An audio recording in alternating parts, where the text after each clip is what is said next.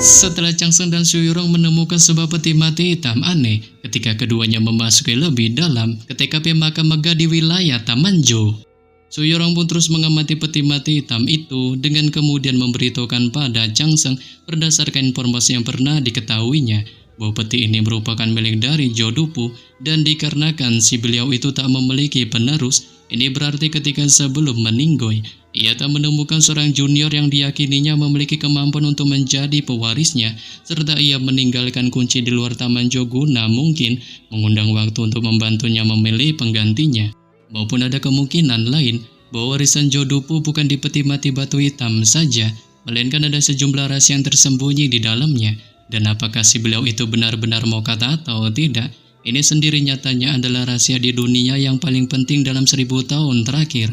Menyebabkan Changseng pun yang mendengarnya sedikit menunjukkan rasa herannya, sebab berpikir tentang perbuatan Jodupu yang telah lama menjadi cerita legenda atau bahkan mitos. Tatapannya kali ini pada peti mati hitam menjadi semakin berat dan hanya ada beban, keseriusan serta kegugupan tanpa adanya sedikit pun rasa khawatir dikarenakan menuju hal-hal seperti harta dan warisan para ahli sebelumnya. Ia dan Suyurong berdua tampak agak tenang. Dengan jenis ketenangan ini bahkan tak bisa digambarkan sebagai kemantapan yang melampaui usia mereka. Saat tak peduli berapa usia kultivator itu, jika mereka tahu bahwa mereka dapat memperoleh warisan Jodupu, nyatanya mereka pasti akan menjadi seorang manusia fanatik yang luar binasa, seperti halnya tetua Bagong dari Sekte Pengaturan Matahari yang meminum darah Suyurong di gua sebelumnya. Sehingga jika si beliau Bagong itu muncul di depan peti mati hitam pada saat ini lagi,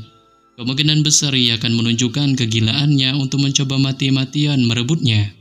Apalagi alasan mengapa Changseng dan Suyurong bisa tetap tenang adalah karena mereka jenius dalam kultivasi, serta kultivasi itu sendiri adalah kemampuan Toys terbesar. Saat tanpa diragukan lagi, itu adalah harta yang paling istimewa milik Jodupu, sebab mereka dipenuhi dengan keyakinan dan kebanggaan. Jika mereka bisa mewarisi warisan itu lalu diakui sangat bagus, dengan jika mereka tak dapat mewarisinya, itu sama sekali tak ada hubungannya dengan takdir, karena takdir mereka selalu berada di antara tangan mereka sendiri, dikarenakan berpikir bahwa sangat mungkin bagi mereka itu tak dapat dihindari bagi mereka untuk merasa sedikit gugup. Sebelum kemudian Changseng tanpa sadar menjadi sangat sunyi mengamati peti hitam itu, seolah-olah ia tak ingin mengganggu semangat besar di dalam si peti, dan menanyakan pada Suyurong mengenai gerangan kapankah peti mati hitam ini akan terbuka. Saat Suyurong pun yang mendengarnya, mulai mengamati pancaran yang dihasilkan oleh jiwa di sekitar petir yang menjadi semakin redup,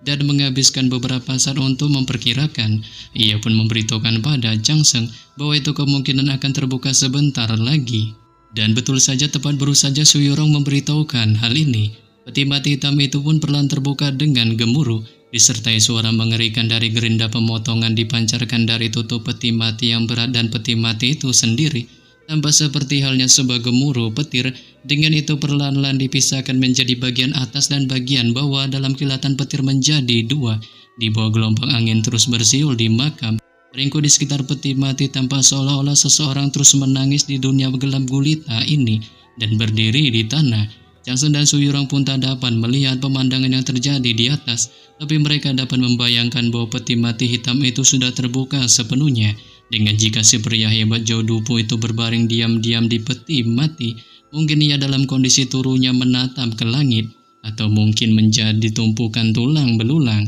Namun tak berselang lama, suara angin disertai suara tangisan itu pun perlahan berhenti, dan sejumlah roh orang mati sudah kembali atau mungkin mereka tak ada di sana. Dengan bagian dalam makam jatuh ke situasi keheningan yang mengerikan, saat Suyurong memandangi peti mati hitam itu yang tampak seperti gunung yang pecah, di balik ekspresinya agak rumit, dan ia tak berbicara untuk waktu yang lama. Diikuti tangan kanan Changseng yang secara waspada, terus memegang gagang belatinya di bawah raut wajahnya yang jatuh dalam kondisi gugup, dikarenakan ia tahu jika orang itu mokat, maka semuanya dipastikan akan baik-baik saja, tapi jika ia masih dalam kondisi hidup, kemungkinan besar itu akan mengakibatkan mereka berada dalam masalah atau malah keuntungan, sebab berdasarkan logikanya, ia merasa apakah Jodupu dihidupkan kembali atau diubah oleh teknik rahasia. Selama ia mempertahankan kecerdasannya, ia akan membantu mereka dengan para iblis, dan gelombang monster menakutkan yang semakin dekat dengan makam. Didasari atas Jodopu yang notabene adalah seorang ahli manusia dan pahlawan tak tertanding yang mengalahkan dewa iblis. Dengan ini juga kesempatan satu-satunya baginya dan Suyurong untuk meninggalkan wilayah Taman Jo agar tetap hidup, maupun untuk beberapa alasan tak diketahui. Ia memiliki perasaan yang kuat bahwa jika Jodopu kali ini benar-benar tak mokat, kemungkinan besar semua orang di Taman Jo akan mokat, atau bahkan bisa saja mengundang badai darah ke seluruh penjuru benua. Namun ketika Changsung masih memikirkan hal ini, Suyurong pun tiba-tiba bereaksi memecah situasi hening dan kemudian memberitahukan pada Changsung tentang dirinya yang ingin naik ke atas untuk melihat situasi peti mati hitam.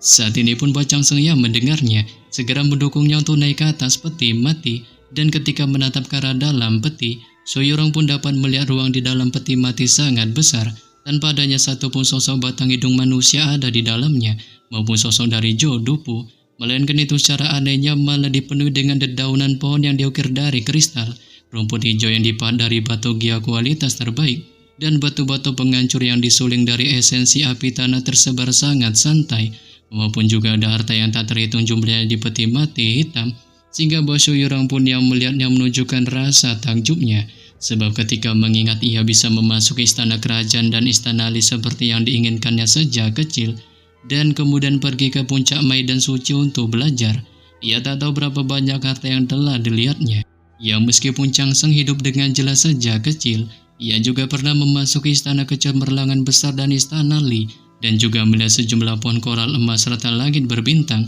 yang terbuat dari mutiara bercahaya di sarang naga hitam, sehingga hasilnya ketika keduanya melihat harta karun di 9 kamar batu sebelumnya, mereka sama sekali tak merasa tersentuh. Tapi pada saat ini mereka benar-benar terkejut dikarenakan keduanya dapat melihat ada terlalu banyak harta di dalam peti mati hitam tanpa itu terlalu boros, saat ada daun pohon yang diukir dari kristal hanya mempertahankan kurang dari 1/10 dari kegunaan aslinya, dengan geokualitas terbaik yang jelas dapat digunakan untuk membuat karya seni indah yang tak terhitung jumlahnya malah diukir menjadi rumput.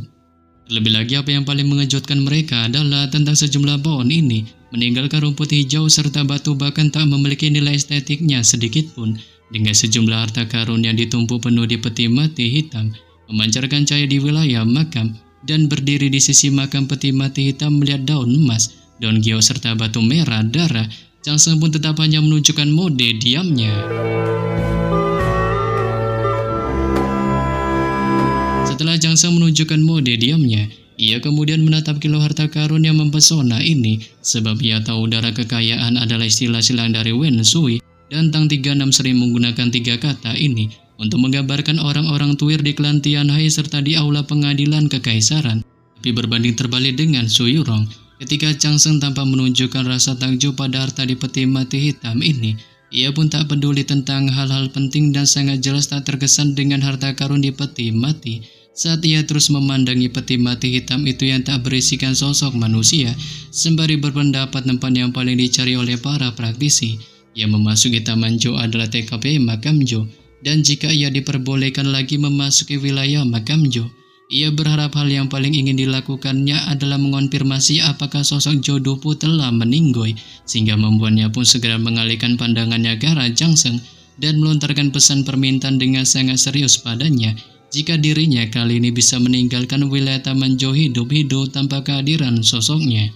agar tolong beritahu kepada semua orang tentang berita bahwa Jodopu mungkin masih hidup. Ya, bahkan Suyurong juga memberitahukan pada Changsung tentang Jodopu yang notabene merupakan seorang pahlawan tapi nyatanya juga adalah seorang iblis, sebab berdasarkan informasi yang pernah didengarnya ketika si beliau itu melakukan perjalanan ke wilayah utara dan melukai Raja Iblis dengan sekali serangannya. Ia akhirnya dinobatkan sebagai seorang pahlawan pada saat itu, tapi sayangnya ia hanya mengejar budidayanya tanpa memikirkan para manusia lainnya. Jadi ia secara brutal memilih untuk membantai banyak praktisi manusia tanpa belas kasih, menjadikannya sebagai sosok berdarah dingin, tak berperasaan dan kejam sampai ekstrim, maupun memanggilnya iblis yang ambisius dan kejam, memungkinkan jika ia masih hidup dan benar-benar muncul kembali, dipastikan benua itu akan jatuh ke dalam kekacauan besar.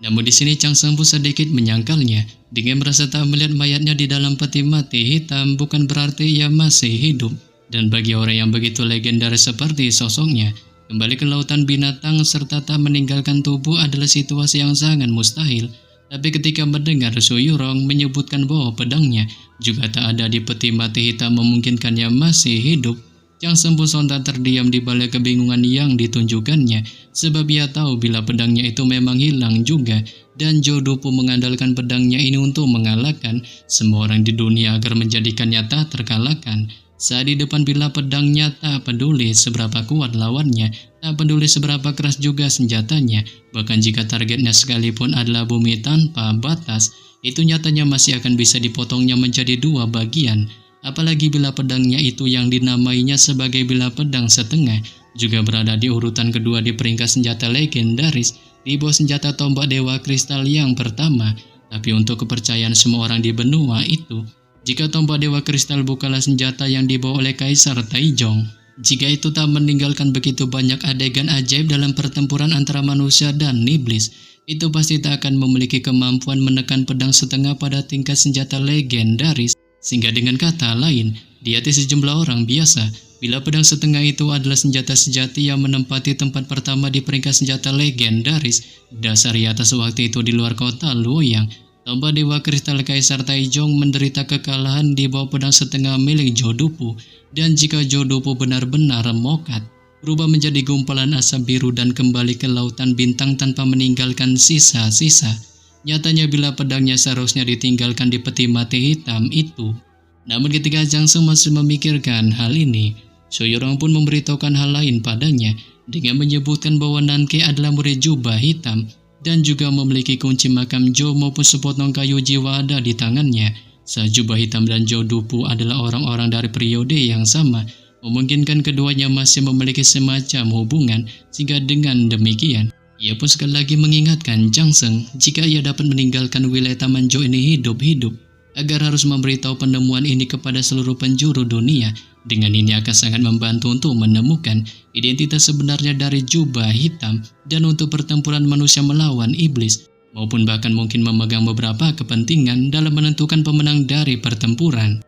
Tapi di sini Chang Seng pun menolak semua permintaan dari Su Yurong, didasari atas dirinya yang tak mau meninggalkannya sendiri di tempat ini dan harus bersama-sama keluar dari dalamnya, dikarenakan ia merasa bahkan jika dirinya meninggalkannya di makam Zhou serta mencoba menerobos pasang monster untuk tetap hidup,